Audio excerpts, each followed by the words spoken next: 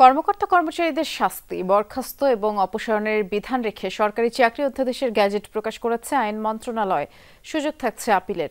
একে কালাকানুন আখ্যায়িত করে সচিবালয়ে মিছিল ও সমাবেশ করেছেন কর্মকর্তা কর্মচারীরা। আর অধ্যাদেশ বাতিল না করলে সচিবালয় অচল করার হুঁশিয়ারিও দিয়েছেন তারা।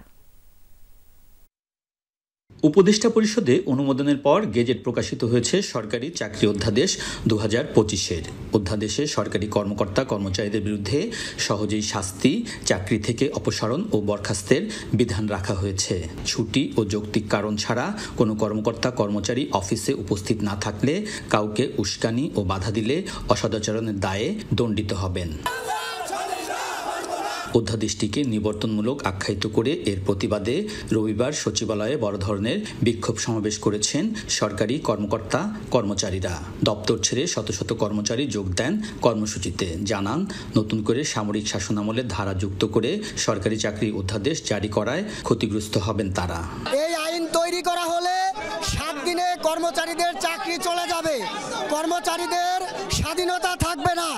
চাকরি চলে গেলেও কর্মচারীরা আদালতে যেতে পারবে না।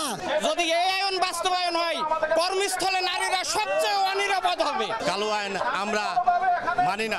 কর্মচারী নেতারা হুঁশিয়ারি দেন, অধ্যাদেশ প্রত্যাহার না করলে সচিবালয় অচল করে দেয়া হবে। প্রত্যাহার না করা হলে যারা সচিবালয় আগামীকাল থেকে আমরা সচিবালয়ের সমস্ত গেট বন্ধ করে দেব। জনপ্রশাসন বিষয়ক উপদেষ্টা কমিটি বাতিলেরও দাবি জানিয়েছে। এজন্য তারা মন্ত্রিপরিষদ বিভাগ ও জনপ্রশাসন মন্ত্রণালয়ে অবস্থান কর্মসূচিও পালন করেছেন। তালিকা অনুযায়ী যে সমস্ত সচিবরা স্বৈরাচারের দোষী হিসেবে চিহ্নিত, এই সচিবদেরকে সরাইতে হবে। নতুবা আমরা শান্তিপূর্ণভাবে অতীত যেভাবে কর্মসূচি পালন করছি আগামীকালকেও করবো, না সরানো বন্ধ করবো। বিধি বহির্ভূতভাবে একটা উপদেষ্টা কমিটি করা হয়েছে, 4 জন। এনারাই নানাভাবে বিভ্রান্ত হয়ে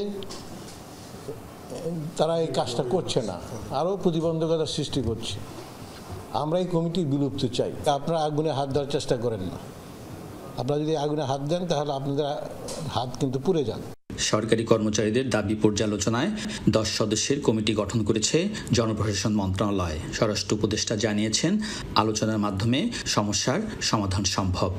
তারা আলোচনা করতে পারবে, ক্যাবিনেট ডিভিশনে বা সংস্থাপনের সাথে আলোচনা করে সমস্যাটা সমাধান করে নেবে। স্বরাষ্ট্র উপদেষ্টা দাবি করেন, বিগত আওয়ামী লীগ সরকার ভোট কারচুপি করতে সরকারি কর্মচারী আইন সংশোধন করেছিল।